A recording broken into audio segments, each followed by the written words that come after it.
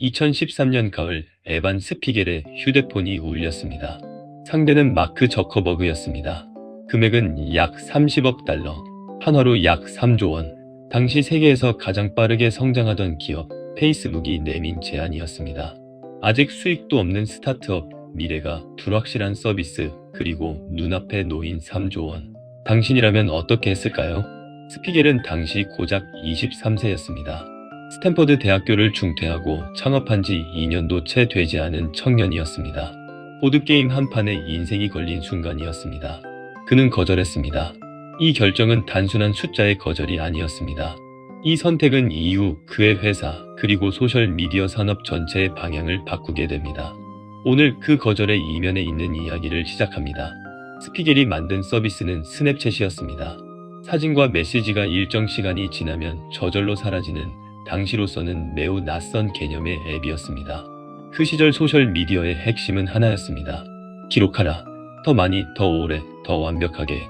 페이스북, 인스타그램, 트위터. 모든 플랫폼은 사람들이 더 많은 흔적을 남기도록 설계되어 있었습니다. 좋아요의 숫자, 팔로워의 숫자, 게시물의 숫자. 모든 것이 축적되고 비교되는 구조였습니다. 그런데 스피겔은 전혀 다른 질문을 던집니다. 왜 모든 것을 남겨야 하는가?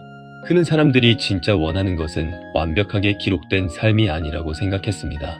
편하게 흘려보낼 수 있는 순간, 부담 없이 꺼내고 지울 수 있는 대화. 그 가벼움이야말로 진짜 소통이라고 믿었습니다. 이 발상은 단순한 기능의 차이가 아니었습니다. 이것은 사용자의 행동 자체를 바꾸는 구조였습니다. 스냅챗을 쓰는 사람들은 더 이상 완벽한 사진을 고르지 않았습니다. 필터를 입히고 낙서를 하고 10초짜리 영상을 아무렇지 않게 보냈습니다. 그 자유로움이 특히 10대와 20대 초반의 마음을 사로잡았습니다. 페이스북의 입장에서 스냅챗은 명백한 위협이었습니다. 기존 소셜미디어의 주요 사용자였던 젊은 세대가 스냅챗으로 이동하고 있었습니다. 10대들은 부모가 볼 수 없는 공간, 기록이 남지 않는 공간을 찾고 있었고, 스냅챗은 정확히 그 욕구를 채워주었습니다.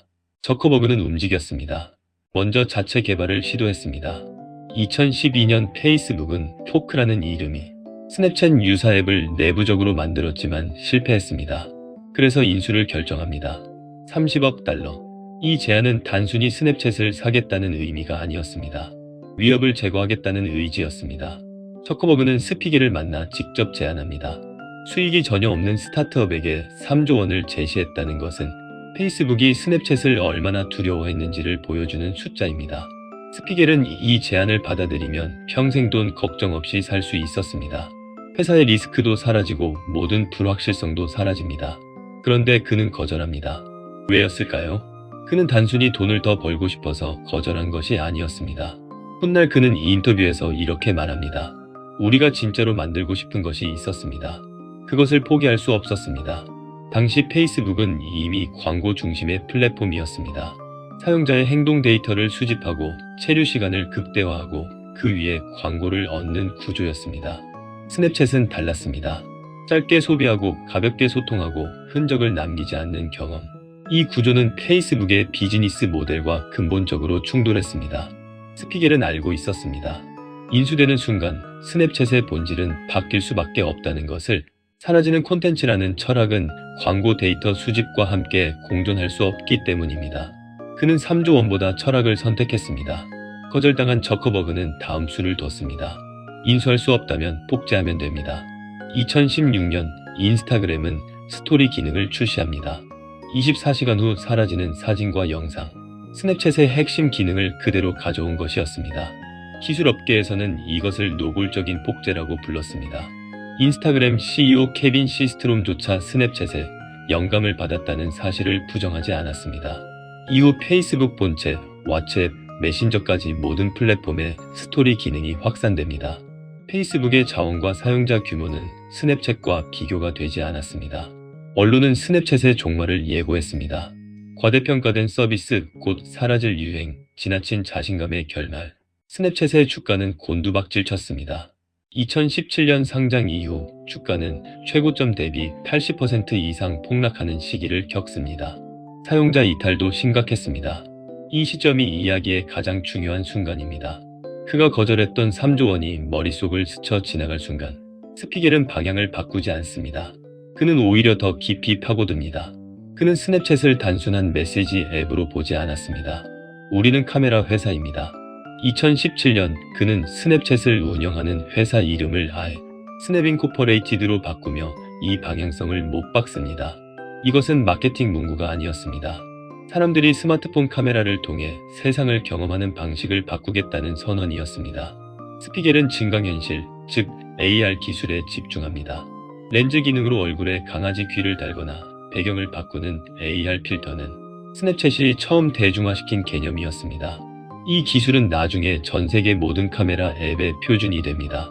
스냅챗은 AR 광고 플랫폼으로 진화합니다. 브랜드들은 자신만의 AR 필터를 만들어 사용자가 직접 체험하게 했습니다. 이것은 어떤 플랫폼도 먼저 시도하지 않은 광고 형식이었습니다. 또한 스냅챗은 하드웨어 시장에도 도전합니다. 카메라가 달린 선글라스 스펙터클스를 출시하며 스냅챗을 넘어 웨어러블 카메라 회사로서의 가능성을 열었습니다. 2023년 스냅챗의 1일 활성 사용자는 4억 명을 넘어섭니다. 특히 13세에서 34세 사이의 사용자에서 압도적인 존재감을 유지하고 있습니다. 스냅챗은 젊은 세대가 가장 먼저 사용하는 앱 중 하나입니다. 미국의 지세대 기준으로 스냅챗의 1일 사용 시간은 유튜브, 틱톡과 어깨를 나란히 합니다. 스냅챗이 만든 스토리 포맷, AR 필터, 일시적 콘텐츠의 개념은 이제 인스타그램, 유튜브, 틱톡 모두의 기본으로 탑재되어 있습니다. 스냅챗은 복제당했지만 그 문화를 만든 것은 스냅챗이었습니다. 그리고 스피겔 개인의 이야기도 있습니다. 그는 슈퍼모델 미란다 커와 결혼하고 새 아이의 아버지가 됩니다.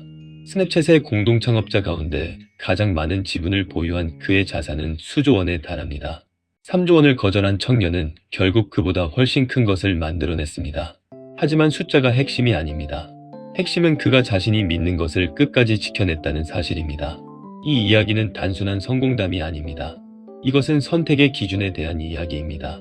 스피겔은 돈이 아니라 제품의 방향과 사용자의 경험을 기준으로 선택했습니다. 그리고 그 기준이 회사의 정체성을 만들었습니다. 생각해 보십시오. 만약 그가 그때 회사를 팔았다면 스냅챗은 지금 존재했을까요? 아마 다른 수많은 서비스처럼 대기업의 기능 중 하나로 흡수되었을 것입니다. 포크처럼 출시 전에 조용히 사라지거나 인스타그램의 어느 탭 안에 묻혀 있을지도 모릅니다. 하지만 그는 거절했습니다. 그리고 그 거절이 회사를 만들었습니다. 우리는 종종 선택을 할 때 얼마를 얻을 수 있는가를 먼저 생각합니다. 투자 수익률, 연봉 인상, 더 빠른 승진. 숫자는 명확하고 선택을 쉽게 만들어주는 것처럼 느껴집니다. 하지만 에반 스피겔의 이야기는 다른 질문을 던집니다. 이 선택이 내가 만들고 싶은 것의 방향을 바꾸는가? 스피겔은 돈보다 방향을 선택했습니다. 확실한 3조보다 불확실한 자신의 비전을 선택했습니다. 그리고 그 선택은 단순한 개인의 성공을 넘어서 하나의 산업 흐름을 바꾸는 결과를 만들었습니다. 세상을 바꾼 선택들은 언제나 그 순간에는 가장 위험해 보이는 선택이었습니다. 스피겔이 거절 버튼을 누른 순간 아무도 그 결과를 확신하지 못했습니다. 그를 오만하다고 했습니다. 어리석다고 비웃었습니다. 그런데 돌아보면 그 거절이 없었다면 스냅챗도 없었고 스토리 포맷도 없었고 AR 필터도 없었고 일시적 소통이라는 새로운 언어도 없었습니다. 한 청년의 거절이 소통의 방식을 바꾼 것입니다. 우리는 매일 크고 작은 선택 앞에 서 있습니다. 안정과 가능성, 확실함과 불확실함 사이에서 고민합니다. 지금 여러분에게 묻고 싶습니다. 여러분이 포기하지 못하는 방향은 무엇인가요? 돈이 아니라 의미를 기준으로 선택한다면 지금 여러분의 답은 무엇인가요? 댓글로 알려주세요. 나는 돈보다 무엇을 선택하겠다. 지금까지 통찰 기록이었습니다. 구독과 좋아요는 저에게 큰 힘이 됩니다.